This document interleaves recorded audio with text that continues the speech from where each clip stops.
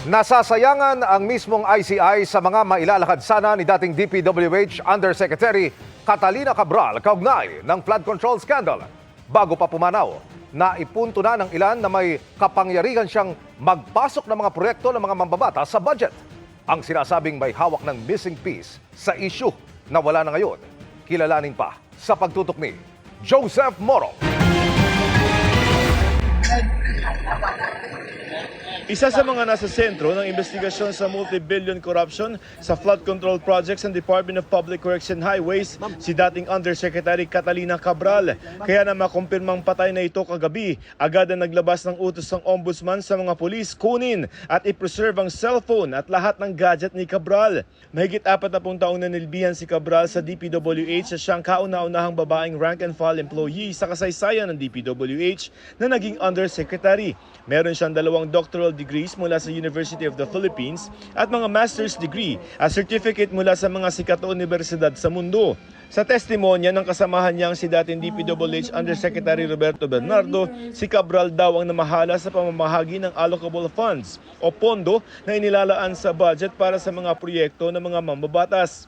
May kapangyarihan daw si Cabral na magpasok ng mga proyekto ng mga mambabatas sa budget ng departamento bago pa ito maisumite sa Kongreso. Kapag na-release na ang budget, makakakuha daw ng komisyon ng mga mambabatas pati na rin ang ilang mga DPWH officials at engineers.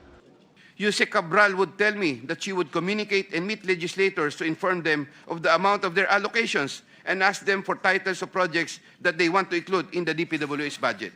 Sinabi rin ni Senador Ping Lacson tumawag noon si Cabral sa opisina ni Senador Tito Soto para mag-alok ng mga allocable funds. Itinanggi ito ni Cabral. Humarap din si Cabral sa investigasyon ng Senate Blue Ribbon Committee pero wala siyang itinurong pangalang sangkot sa anomalya. So you believe, you support Yes. the statement of the Yes, former po, Your secretary Honor. that indeed there are ghost projects. Yes, Your Honor. And can you identify those contractors who are involved in these ghost projects? Hindi ko pa po alam dahil may nag-o-audit po. Baka po yung director namin ng internal audit na nasa likod makakapagsabi po kung ano po yung resulta ng audit. Humarap din siya sa Independent Commission for Infrastructure o ICI. Pero nang muli siyang ipatawag ng ICI nitong Lunes, hindi na siya sumipot.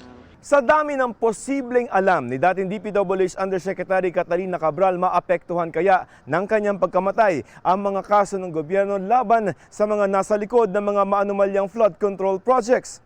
Sayang nga, hindi siya nakapunta. We were hoping to talk to her and tell us what she has done or what she knows.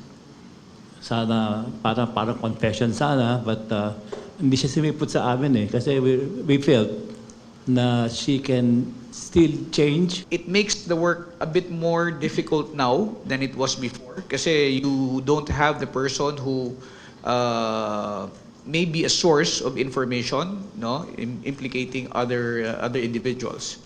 So yun, sa bandang yun. Pero meron pa din namang ibang tinitingnan na anggulo ang ating mga investigador para alamin kung meron pang ibang pagkukunan ng impormasyon na maaaring gamitin at maging kapalit nung salaysay ni Yusek Cabral. Para sa GMA Integrated News, Joseph Morong, nakatutok 24 oras.